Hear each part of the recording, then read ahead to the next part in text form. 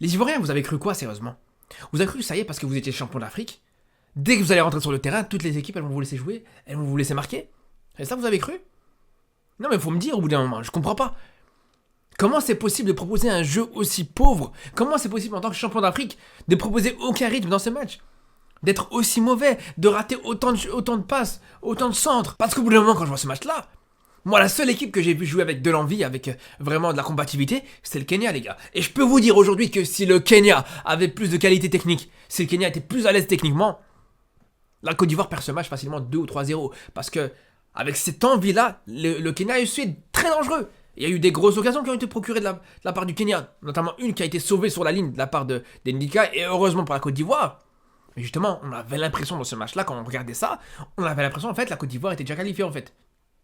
On avait l'impression que la Côte d'Ivoire était sûre d'aller à la Coupe du Monde 2026. Alors que, je vous rappelle, je le dis encore une fois et je le répète, c'est un format de qualification dans lequel t'as pas le droit à l'erreur. Mais là, on a l'impression que, vous voyez, le genre de match que tu joues quand t'es déjà qualifié, comme le troisième match de poule dans une CAN, ou de manière générale, les derniers matchs de poule quand t'es déjà qualifié, quand t'as plus rien à jouer, on avait l'impression de voir ça. On avait exactement l'impression de voir ça là. On n'avait pas l'impression que la Côte d'Ivoire voulait chercher cette qualification.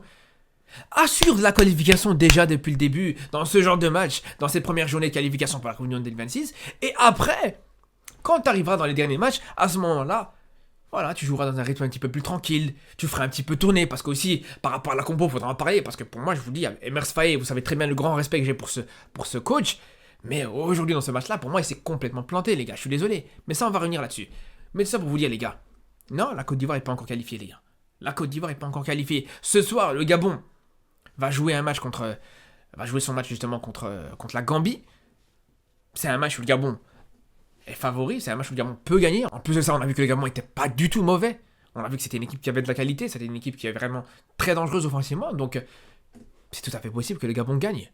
Et si le Gabon gagne ce soir, ils reviennent à un point de la Côte d'Ivoire. Donc là, ça va juste te mettre la pression pour les prochains matchs, alors que t'aurais pu déjà te mettre en sécurité en gagnant ce match contre le Kenya. C'est ça que je comprends pas. Alors vous pouvez me dire ce que vous voulez, mais quand on voit justement autant de déchets dans le jeu, quand on voit plusieurs joueurs de la Côte d'Ivoire, à commencer par exemple par Adingra, par Fofana, vous savez très bien à quel point j'aime beaucoup ces deux joueurs-là. Mais quand on voit peut-être ces deux joueurs qui sont peut-être les meilleurs joueurs de la Côte d'Ivoire, qui proposent, je suis désolé, mais qui proposent vraiment un jeu trop individualiste. À un moment, je suis désolé, mais quand je vois ça, je me dis, t'as pas le droit du tout. Adingra, sur quasiment l'ensemble du match, il a été catastrophique, les gars. Catastrophique sur les 85 premières minutes, donc sur quasiment tout le match, il a été horrible. Que des ballons perdus, que du déchet dans son jeu, que des dribbles ratés. C'est seulement à la fin du match où il arrive à être dangereux, où il arrive à réussir un dribble et il est revenu sur Diakité pour donner peut-être la plus grosse occasion de la Côte d'Ivoire dans ces matchs avec cette barre transversale, mais bon, ça on va en reparler. Et puis juste après, voilà, de nouveau, il a une situation intéressante où il arrive à dribbler et à la place, encore une fois, de trouver un coéquipier, il essaie de frapper. Alors qu'il n'était pas forcément le mieux placé pour tirer à ce moment-là. C'est là où je suis déçu d'Adingra dans ce match-là, quand je vois à quel point d'habitude c'est un joueur lucide, c'est un joueur qui en fait pas trop, c'est un joueur qui dribble quand il faut dribbler, qui passe quand il faut passer, mais là on l'a pas vu dans ce match-là. Mais encore pour Adingra, j'ai envie de vous dire, allez, c'est pas grave, parce qu'Adingra, il est jeune, il est insouciant, c'est normal pour un jeune joueur de voir ça. Mais pour Fofana, je suis désolé, c'est pas normal. Pour Fofana, qui lui, il a quasiment la trentaine, c'est un joueur qui est beaucoup plus âgé, qui a beaucoup plus d'expérience, mais il se comporte comme un joueur de 19 ans. À vouloir lui aussi pareil tenter des dribbles, tenter des frappes comme si c'était lui le sauveur de cette équipe qui avait que par lui que la Côte d'Ivoire pouvait gagner, alors que c'est plus le cas. À l'époque de Gasset, peut-être que c'était lui le seul joueur qui pouvait vraiment faire la différence, mais là c'est plus le cas aujourd'hui, je suis désolé. Donc c'est là où je suis, comme je vous dis encore une fois, très déçu. Et je suis vraiment très déçu par rapport à ça. Surtout que j'ai vraiment l'impression qu'en fait cette équipe de Côte d'Ivoire, c'est une équipe qui choisit ses matchs. On a vraiment l'impression quand on voit le dernier rassemblement, il y a une grosse différence entre le match contre le Bénin et le match contre l'Uruguay. Là, pareil, il y a une grosse différence entre le match contre le Gabon et le match juste derrière contre le Kenya. C'est deux matchs totalement différents, dans l'envie, dans les prises de décision, dans le rythme, tout ça. Et je me dis, pourquoi aujourd'hui t'es obligé de choisir tes matchs? Pourquoi aujourd'hui t'es pas capable de proposer un match de haut niveau sur tes deux matchs que t'as pour ce rassemblement? Parce qu'encore une fois, vous pouvez me dire ce que vous voulez, vous pouvez me dire, ouais, mais au final, c'est pas si grave, la Côte d'Ivoire a pas perdu. Mais je vous dis, pour le même prix, tu peux perdre ce match sans problème. Sans problème, parce que déjà, tu ne te procures pas énormément d'occasions. Ou en tout cas, des occasions concrètes, des occasions nettes, tu t'en procures pas tant que ça. Le Kenya se procure peut-être la plus grosse occasion de ce match. Donc, pour le même prix, comme je vous dis, c'est un match que tu peux perdre. C'est clairement un match que tu peux perdre. Quand on voit justement le manque Le manque de rythme, le manque d'agressivité, le manque de concentration surtout. Mais clairement, c'est un match où, je vous dis encore une fois, tu t'en sors très bien. Quand on voit le nombre d'erreurs, encore une fois, qu'on a pu voir de la part de cette défense ivoirienne, que ce soit de la part d'Indika, que ce soit de la part de Lazare, qui était un peu plus haut, mais que, de temps en temps, il perdait des ballons à hauteur du milieu de terrain, par exemple. C'était des situations qui étaient très dangereuses, qui auraient pu coûter très cher, encore une fois. Mais à la limite, tu peux te permettre de perdre des ballons, tu peux te permettre d'avoir du déchet dans ton jeu, si, juste derrière, t'arrives à proposer un jeu offensif, t'arrives à vraiment proposer du rythme. Mais c'est ce qu'on n'a pas vu, les gars. Je suis désolé, c'est ce qu'on n'a pas vu. Mais là, le problème, c'est que déjà, quand tu proposes une compo qui est totalement remaniée, une compo qui est beaucoup moins compétitive, moi, je me demande vraiment comment tu veux gagner ce match sans problème. Pourquoi Jean-Michel Seri n'a pas joué ce match titulaire? Pourquoi on n'a pas vu dès le début du match Diakité? C'est là où je comprends pas certaines choses aussi par rapport à ça. Comme je lui dis, voilà, on a l'impression que Emers Faé a juste voulu faire tourner pour ce match-là, comme si tu étais déjà qualifié, comme si... Alors que c'est pas le cas du tout, encore une fois. C'est pas le cas du tout. C'est 2 points perdus aujourd'hui, mais c'est 2 points qui peuvent coûter très cher sur la suite de la... J'allais dire la compétition, mais sur la suite de ces qualifications pour la Coupe du Monde, qui sont au final une forme de compétition presque. T'es en train de mettre une équipe B comme ça. Bon, j'exagère quand je dis une équipe B, mais en tout cas une équipe un peu remaniée. Tu laisses sur le banc certains joueurs qui auraient pu être hyper intéressants dans ce match. Tu les as fait rentrer un petit peu trop tard, on l'a bien vu. D'ailleurs, Diakité, quand il est rentré, il a apporté quelque chose d'intéressant. Pareil pour Jean-Michel Seri qui a apporté aussi un petit peu ce rythme, au moins il a apporté un petit peu ce tempo quand il est rentré, que ce soit balle au pied ou même quand il n'avait pas le ballon. On a vu Jean-Michel Seri, encore une fois par son importance en tant que leader dans ses milieux de terrain, avec les indications qu'il pouvait donner à ses coéquipiers, même quand il n'avait pas le ballon. Il disait un petit peu à ses coéquipiers de jouer dans telle zone ou dans telle zone. Et voilà, globalement, rien que pour vous donner un petit peu l'idée en termes d'état d'esprit. Parce qu'on peut me dire, ouais, non, mais le Kenya jouait de manière bien organisée, ils étaient dans un bloc bas, donc c'était compliqué de mettre du rythme, d'essayer de les surprendre par rapport à ça.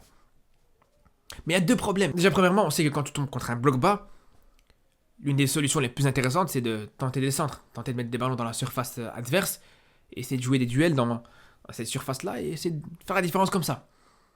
Et quand on voit déjà la qualité des centres qui était catastrophique, vraiment catastrophique, de la part de Singo qui nous habitue à beaucoup mieux, de la part d'un Dingra pareil, Lazare en termes de centre c'était une catastrophe. D'ailleurs Lazare, les gars je suis désolé, hein, ce joueur est pas fait pour être titulaire avec cette équipe de Côte d'Ivoire. Autant défensivement il a proposé des choses intéressantes, mais balle au pied c'était très compliqué, on voit que c'est très limité, je suis désolé. Hein. Alors ok, dans le championnat belge, il fait le travail, il n'y a pas de problème là-dessus, mais à l'équipe nationale de Côte d'Ivoire, pour l'instant, il n'est pas encore prêt à être titulaire. Ça peut être un joueur d'avenir, pourquoi pas. En tout cas, pour l'instant, jamais de la vie il peut prendre la place d'un Seri, d'un Fofana, d'un comment il s'appelle, d'un Kessié ou même d'un Ibrahim Sangaré. Jamais de la vie, les frères. On l'a bien vu dans ce match-là.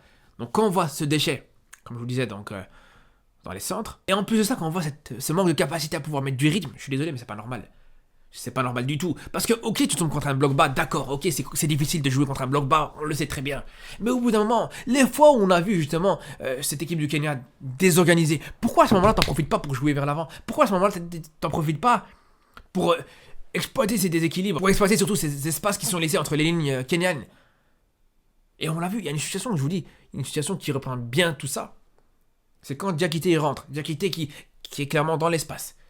Il est dans l'espace, voilà, il a des possibilités de partir en contre-attaque. Il avait une grosse possibilité un petit peu d'animer cette équipe de Côte d'Ivoire comme son rôle l'indique. Le fameux wouhou national, c'est ce qu'on attendait de sa part. Et justement, à ce moment-là, le gardien de la Côte d'Ivoire qui avait le ballon, il le voit, il voit Diakité. Il voit que Diakité il est tout seul, il voit qu'il peut servir Diakité. C'est pas compliqué pour un gardien de servir un joueur dans ses pieds quand t'as le ballon dans la main. Il était pas non plus très loin. Donc tu pouvais le trouver sans problème. Donc il voit Diakité, et il fait comprendre à Diakité qu'il préfère jouer sur une solution courte, et il va même juste derrière s'excuser auprès de Diakité. Je suis désolé, mais non. Je suis désolé, mais c'est dans cette situation-là où tu dois mettre du rythme. Tu vois que le Kenya vient d'attaquer. À ce moment-là, profite. C'est à ce moment-là où tu dois y aller. C'est à ce moment-là où tu dois essayer de te montrer dangereux. Mais dans la place, on a vu une équipe de Côte d'Ivoire pendant tout le match qui proposait quasiment aucun rythme. Qui proposait pas de verticalité. Qui abusait des passes horizontales, des passes en retrait. Alors qu'il y avait des solutions justement dans la verticalité, dans la profondeur, des solutions entre les lignes. Ce que faisait très bien d'ailleurs par moment le Kenya d'ailleurs. C'est ça qui est fou. Les transitions offensives côté Kenyan, c'est beaucoup plus intéressante. Donc voilà, c'est pour vous dire à quel point je suis déçu aujourd'hui de cette équipe de Côte d'Ivoire. Parce que ouais, on sait très bien qu'aujourd'hui, tout le monde veut gagner contre le champion d'Afrique. Tout le monde veut être qualifié à la place du calife, comme on dit. Mais ça va être comme ça pendant 2 ans encore, jusqu'à la prochaine CAN. Ça va être comme ça pendant encore très longtemps. Donc il va falloir s'y faire et il va falloir justement que la Côte d'Ivoire assume ce statut, ce rôle et ce statut surtout de champion d'Afrique. Parce qu'on sait, encore une fois, je vous le rappelle, mais ces qualifications pour la Coupe du Monde, elles vont pas être faciles du tout, elles sont pas faciles du tout, on l'a bien vu. Donc il faut prendre au sérieux chaque match jusqu'à ce que tu es qualifié, tout simplement. Et attention justement à la Côte d'Ivoire de ne pas regretter les 2 points qui ont été perdus aujourd'hui contre le Kenya. En tout cas, j'espère qu'il n'y aura pas de regret, que c'est juste un faux pas et que juste derrière, la Côte d'Ivoire pourra se relever. En tout cas, on se retrouve bien sûr dans les prochains jours, dans les prochaines semaines pour faire un petit peu le bilan. Et même demain d'ailleurs. Comme d'habitude, je ferai un top et un flop des nations africaines pendant justement ce rassemblement, cette trêve internationale. Je pense qu'il y aura aussi beaucoup de choses à dire intéressantes. Sur ce, on se retrouve très vite pour reparler de football africain, pour reparler de football européen et surtout d'ici là. Prenez soin de vous.